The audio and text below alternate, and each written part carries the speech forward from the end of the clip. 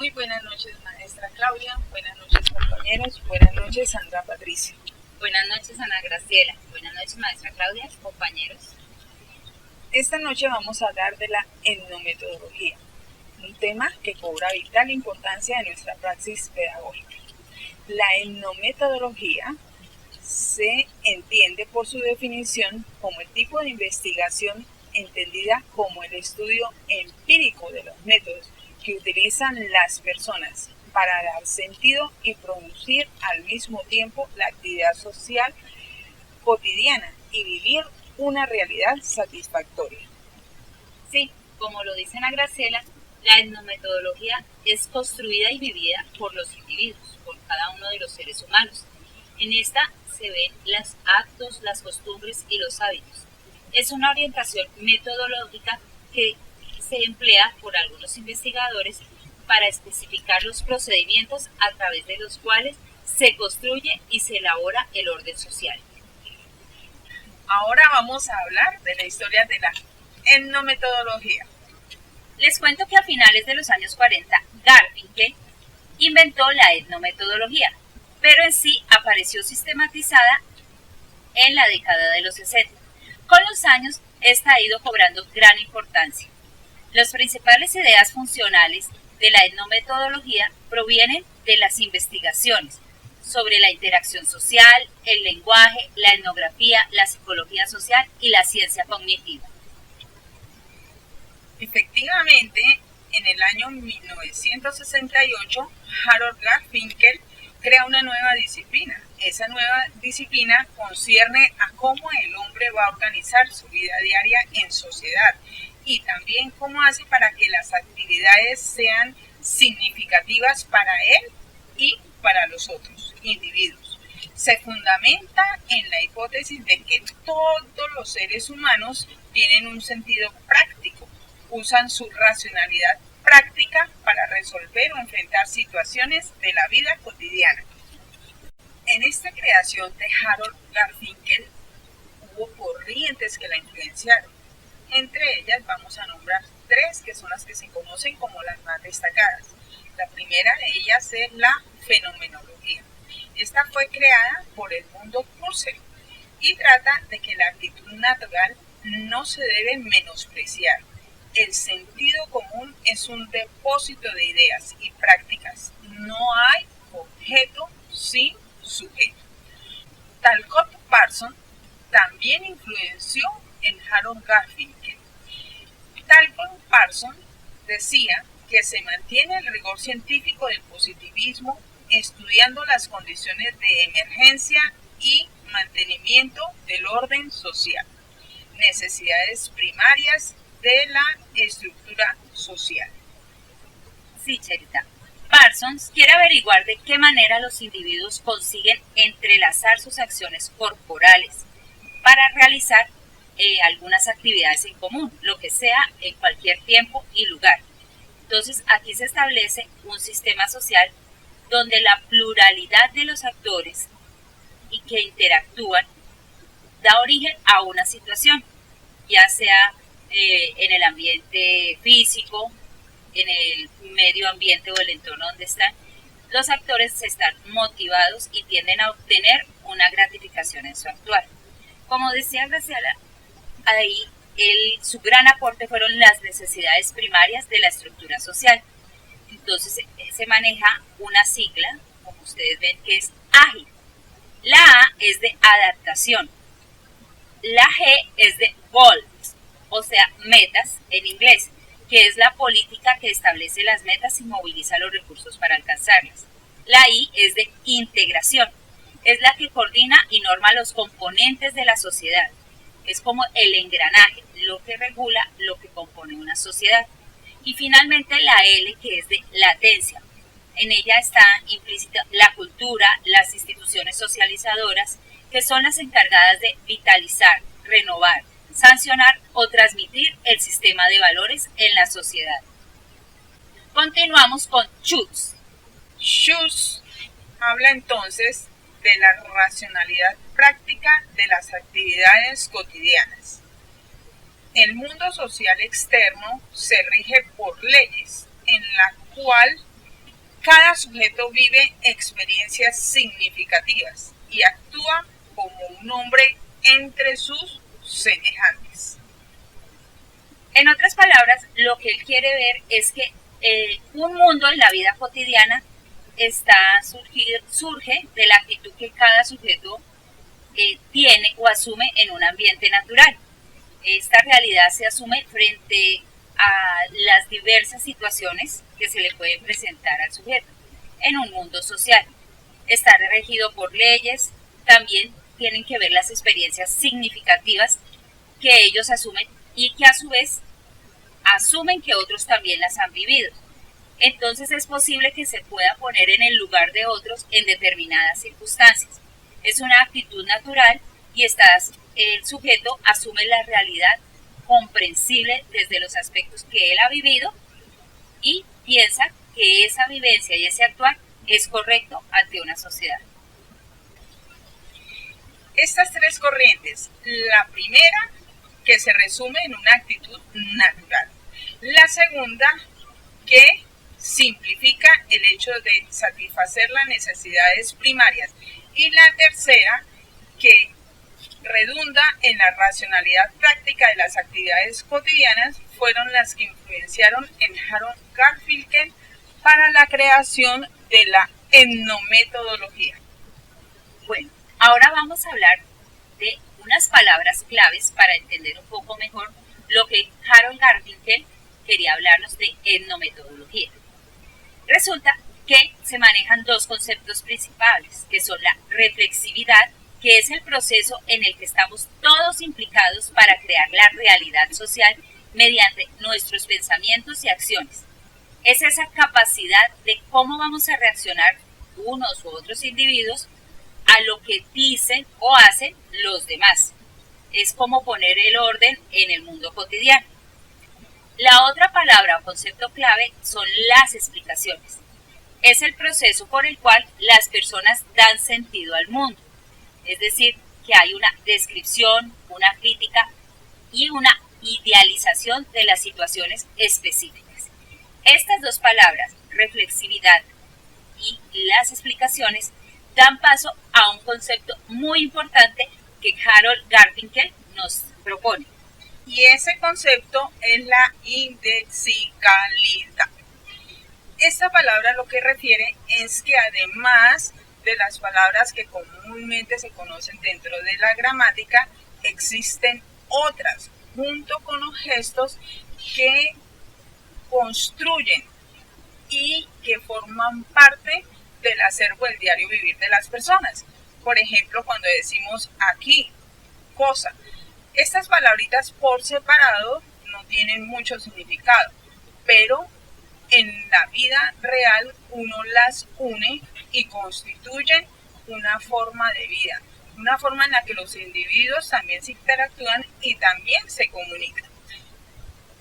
Por ejemplo, aquí con Sandrita nos comentábamos y nos reíamos de en algunas partes, y es común en algunas familias que uno, por ejemplo, diga, alcánzame la cosa que está sobre el coso. Y de hecho ya nuestra familia sabe exactamente a qué cosa nos referimos y sobre qué mueble está, que en este caso es ese que constituye como el coso. Harold Garfinkel desarrolló por lo menos 4 estilos de investigación dentro de la etnometodología. Una de ellas fue un estudio basado sobre las prácticas de trabajo efectuados por Garfinkel y los estudiantes. Estos estudiantes hacían sus trabajos comunes y corrientes, pero ya al coger y observar bien su trabajo, se notó que en ellos se miraba cuál era la ocupación, pero lo relevante no es determinar la ocupación, sino las diferentes actividades que se desarrollan para lograr esa ocupación. Entonces este es el aporte que en este sentido hace Harold Garfinkel, ¿sí? Que no es mirar tanto el resultado como los diferentes estadios que se llevan a cabo para el desarrollo de esa ocupación, que en este caso él lo denomina actividades.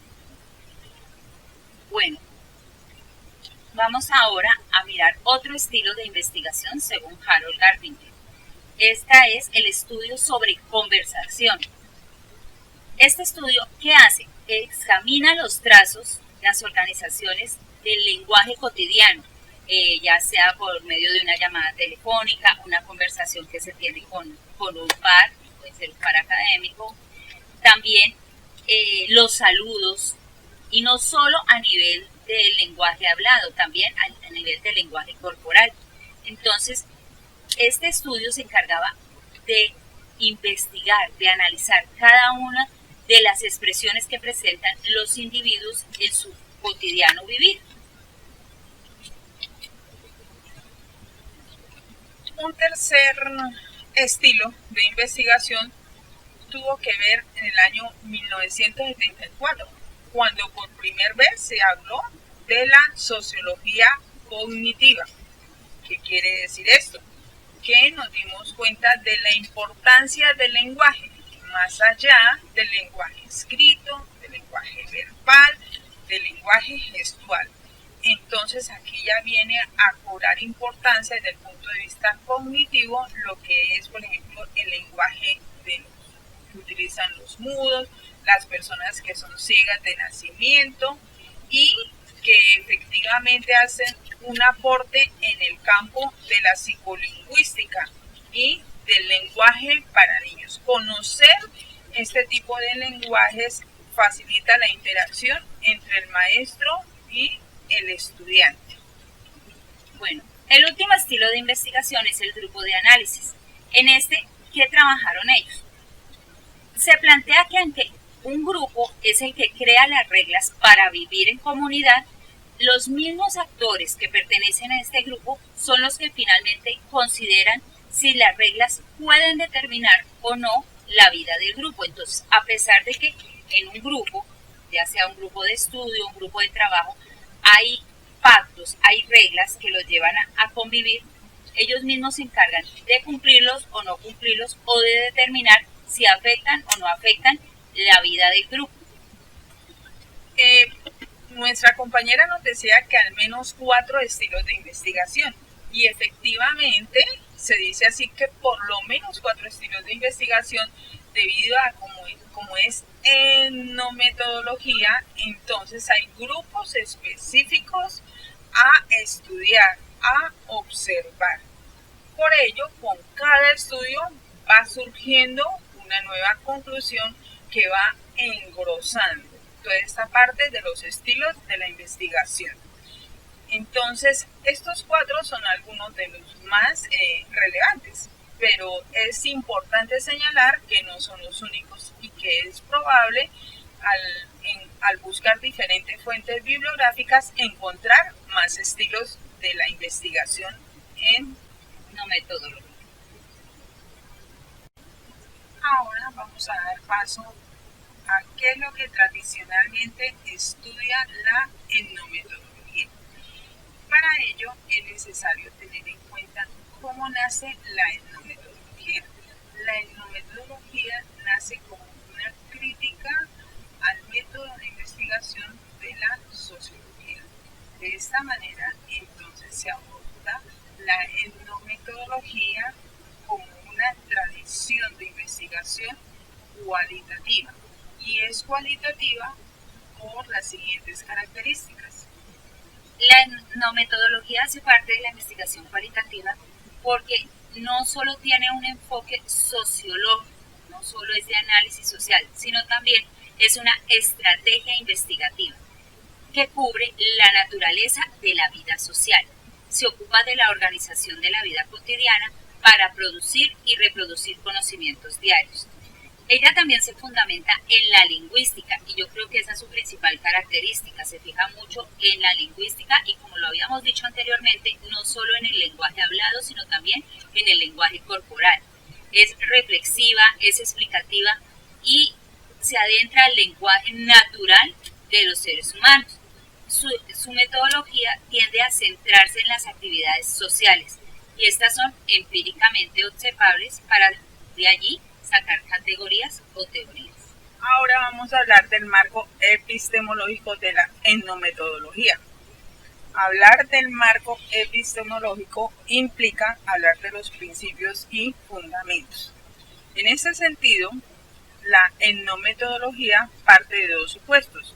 Uno de ellos es que los hechos sociales no se determinan desde fuera de la conducta humana, es decir, no son exógenos.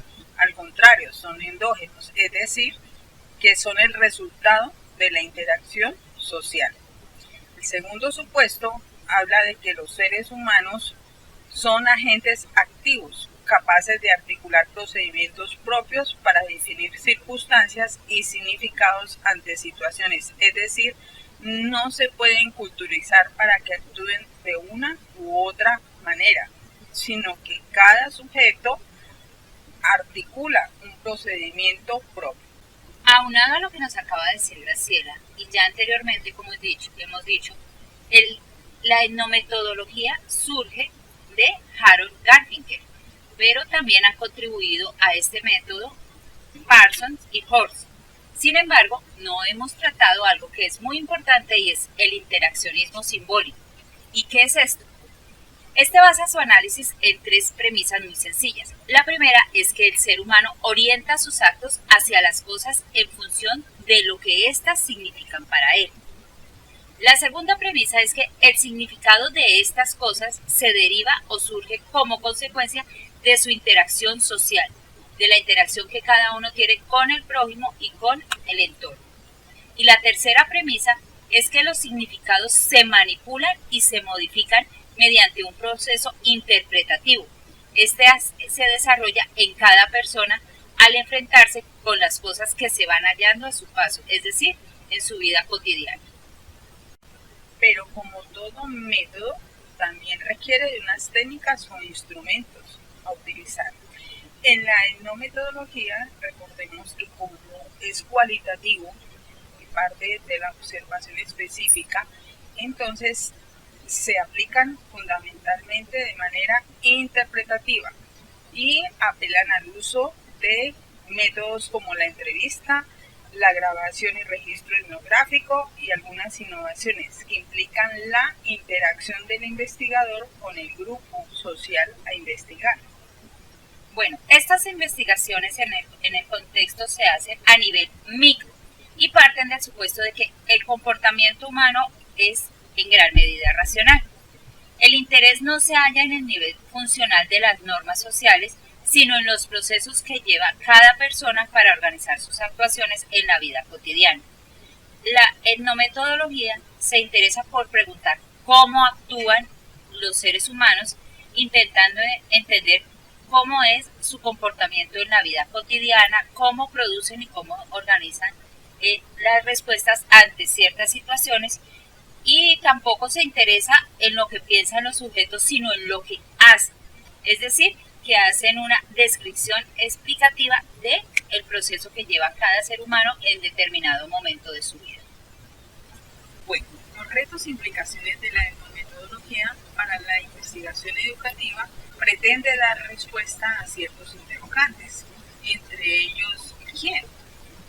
Para dar respuesta a este interrogante, el investigador observa las prácticas cotidianas de sentido común y observa cómo se construyen las relaciones entre los alumnos, tanto en las que repercuten en actividades sanas como en aquellas en que se forman actos reprochables. También es importante determinar el qué. Y el qué estudia cómo los integrantes de un contexto estructuran, realizan y entienden su interacción diaria. Ese estudio da la posibilidad de explicar las acciones como un continuo logro práctico de los miembros, saber qué sucede en el aula a partir de qué acción habitual entre los estudiantes y nosotros como docentes. ¿Cuándo ocurre esto? Esto ocurre en el momento en que nosotros como actores, docentes y estudiantes utilizamos conocimientos para reconocer, para producir y reproducir las acciones sociales y las estructuras sociales. ¿Dónde se ejecuta este tipo de investigación cualitativa? Pues en el contexto donde se desarrolla el acontecer social, donde se vive la normalidad, lo consciente, lo planteado, lo continuo, lo direccionado, lo equivalente, lo cotidiano. También lo que es repetible, es decir, se trata de entender la magnitud. En el caso nuestro, pues sería en la escuela y lo que sucede dentro de ella. ¿Por qué es importante este tipo de investigación cualitativa? Porque se puede hacer un análisis de la organización social, desde la estructura de las experiencias de los protagonistas, lejos de tantos términos deducidos objetivamente. ¿Por qué? Porque como estamos observando las conductas que se dan en el momento, entonces se logra demostrar que son unas actividades propias sociales que nos permiten construir escenarios con sentidos y de orden social. ¿De qué manera se da este tipo de investigación? Porque se da en un trabajo de campo, que otros estudios disciplinarios pues también lo han utilizado, en los que se destacan las conversaciones, la observación participante, la observación directa, el análisis documental, las grabaciones de audio y de video. Todo esto relacionado en el actuar cotidiano, en lo que sucede dentro del escenario, nosotros particular en la escuela. Esto es lo que nos da sentido a ese tipo de acción pedagógica. ¿Por qué mecanismo se puede hacer en el caso de nosotros específico y como el que tiene más validez a través del lenguaje utilizado por los sujetos en las interacciones? Porque el habla es el medio para realizar la actividad.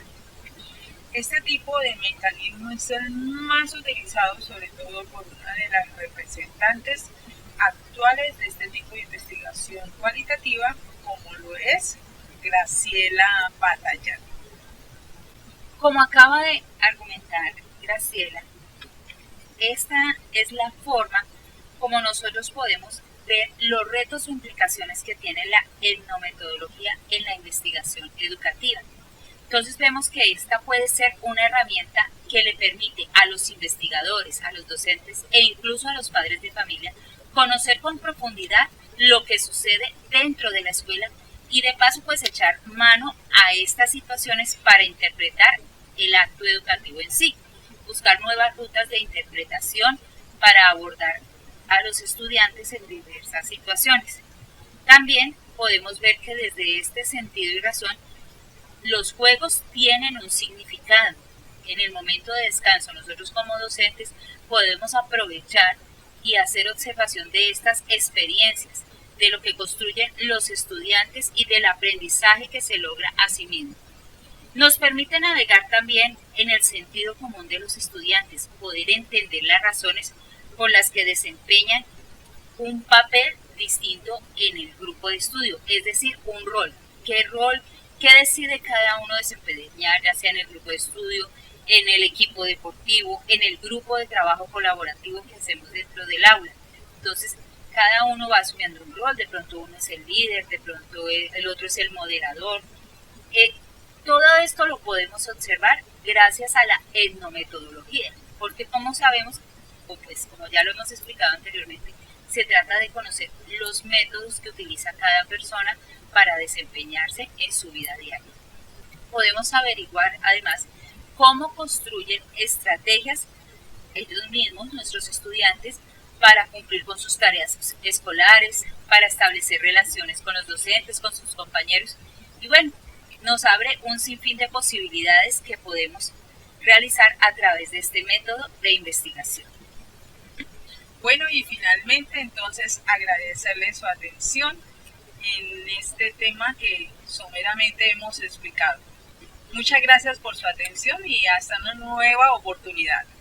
Muchísimas gracias, maestra, compañeros. Bye bye. Que estén muy bien.